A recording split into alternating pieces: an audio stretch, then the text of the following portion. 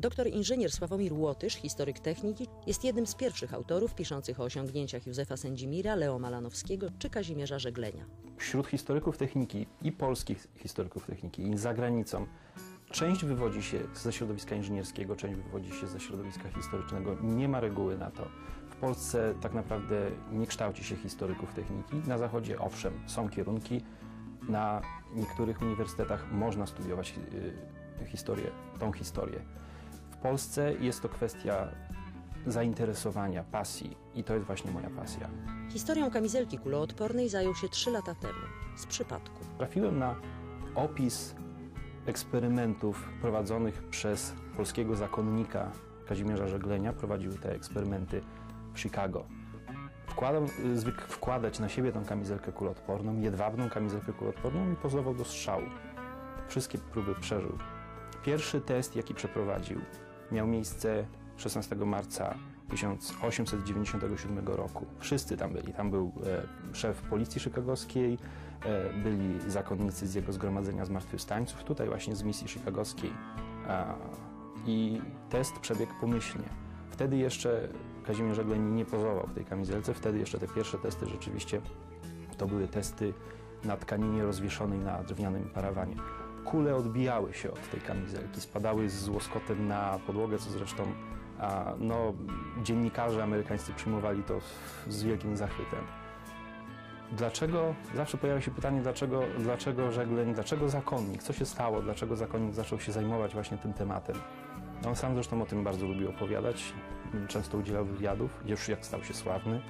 Opowiadał, że tym, co skłoniło go do tego, by zająć się tym tematem, były właśnie zamachy terrorystyczne, anarchistyczne, czasami zwykli szaleńcy, którzy napadali na ludzi, na przykład napaść na burmistrza Chicago, Cartera Harrisona w październiku 1893 roku, w ostatnim dniu Wielkiej Wystawy Kolumbijskiej. Kazimierz Żegleń zastosował coś, co wydaje się na pierwszy rzut oka coś bardzo delikatnego, jedwab. No ale właściwie jedwab to jest jedno z najwytrzymalszych włókien naturalnych, jakie są dostępne człowiekowi.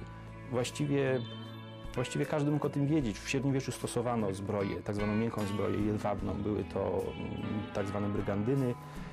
Taki rodzaj uzbrojenia stosowali też Japończycy. Nie wiemy, jakie były inspiracje Żeglenia, dlaczego właśnie sięgnął po ten jedwab. Tak czy owak opracował własną metodę tkania. Na początku rzeczywiście nie było może to tkanie. On układał po prostu warstwy jedwabnych linek, jedna na drugiej przekładane, później zszywane razem. I tkanina i materiał grubości około 1 cm był w stanie zatrzymać rzeczywiście kule wystrzeliwane z większości rewolwerów, pistoletów różnego kalibru z bardzo bliskiej czasami odległości. Żegleń wytwarzał swoją kamizelkę ręcznie. To była rzeczywiście manufaktura. On zdawał sobie sprawę, że produkcja tej kamizelki w taki sposób, w jaki on robił, nie zapewnia powtarzalności, nie zapewnia wysokiej jakości tej kamizelki. W jednym z pierwszych testów rzeczywiście zdarzyło się, że kula przeszła przez tkaninę i przeszła w tym miejscu, gdzie ona była po prostu gorzej wykonana. Żegleń zdawał sobie sprawę, że tylko produkcja maszynowa jest w stanie tutaj coś zmienić. I dlatego też we wrześniu 1897 roku ruszył na wschodnie wybrzeże, ruszył do Nowego Jorku szukać tej maszyny. Zresztą przy okazji przeprowadzał testy, starał się w ten sposób zebrać pieniądze, zebrać kapitał, planował utworzyć kompanię mającą się zajmować właśnie produkcją tej kamizelki. Ale maszyn nie znalazł również w Nowym Jorku i wtedy zdecydował, że pojedzie szukać pomocy do Europy. Zresztą namawiał go do tego jego, można powiedzieć, osobisty strzelec. To był porucznik armii austriackiej Stanisław Korwin-Sarnecki. W grudniu 1997 roku Żegleń ruszył do Europy ze swoim wynalazkiem. I w Europie spotkał się z Janem Szczepanikiem, wielkim polskim wynalazcą, który miał w jednym swoje biuro wynalazcze. To był naprawdę świetny fachowiec, świetny wynalazca, nazywany zresztą często polskim Edisonem. Miał wiele wynalazków w różnych dziedzinach, między innymi właśnie w tkactwie. Panowie spotkali się prawdopodobnie w lutym 1998 roku. W maju mieli podpisaną umowę. Na mocy tej umowy Jan Szczepanik miał opracować dla Kazimierza Żeglenia maszynę, która miała umożliwić seryjną produkcję właśnie tej tkaniny. Na jesieni 1998 roku kamizelka była już gotowa, utkana właśnie na tej maszynie. Mniej więcej w grudniu Żegleń powrócił z tą kamizelką, być może nawet z maszyną, a przynajmniej z planami tej maszyny, powrócił do Ameryki. I wtedy zaczęła się druga seria testów.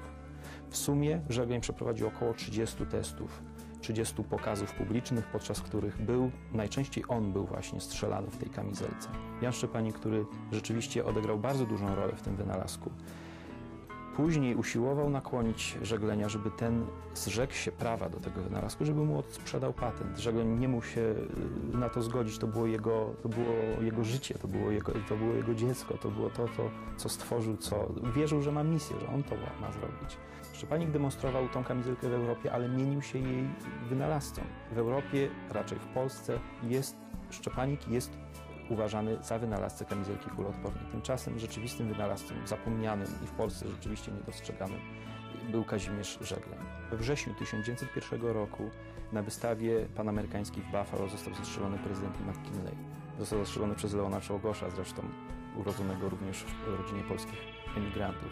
3 lata po tym zamachu prasa amerykańska poinformowała, że Kazimierz Żegleń złożył propozycję prezydentowi Rooseveltowi przekazania kamizelki kuloodpornej właśnie dla ochrony prezydenta Roosevelta. I wtedy też poinformował dziennikarzy, że 3 lata wcześniej, na 2 tygodnie przed zamachem na prezydenta McKinleya, oferował również taką kamizelkę prezydentowi McKinleyowi.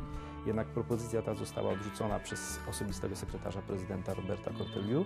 Z jakich przyczyn? Nie wiemy. Kazimierz Żegleń testował swoją kamizelkę jedwabną jeszcze w 1913 roku, właśnie tutaj w Chicago. I te testy dowiodły, że jedwabna kamizelka nie przystaje już do tych środków rażenia, które są w zasięgu ręki. A zatem okazuje się, że postęp w dziedzinie środków rażenia był troszeczkę szybszy niż w dziedzinie ochrony przed tymi środkami rażenia. Kiedy zacząłem studiować głębiej tą całą historię, okazało się, że był to naprawdę świetny wynalazca. Uzyskał kilkanaście patentów, nie tylko zresztą w dziedzinie kamizelki kuloodpornej. Można jeszcze parę słów powiedzieć o tym, że tą swoją technologię wykorzystywał również w przemyśle oponiarskim. Założył firmę, która produkowała opony, wykorzystaniem właśnie na bazie tej tkaniny, którą opracował.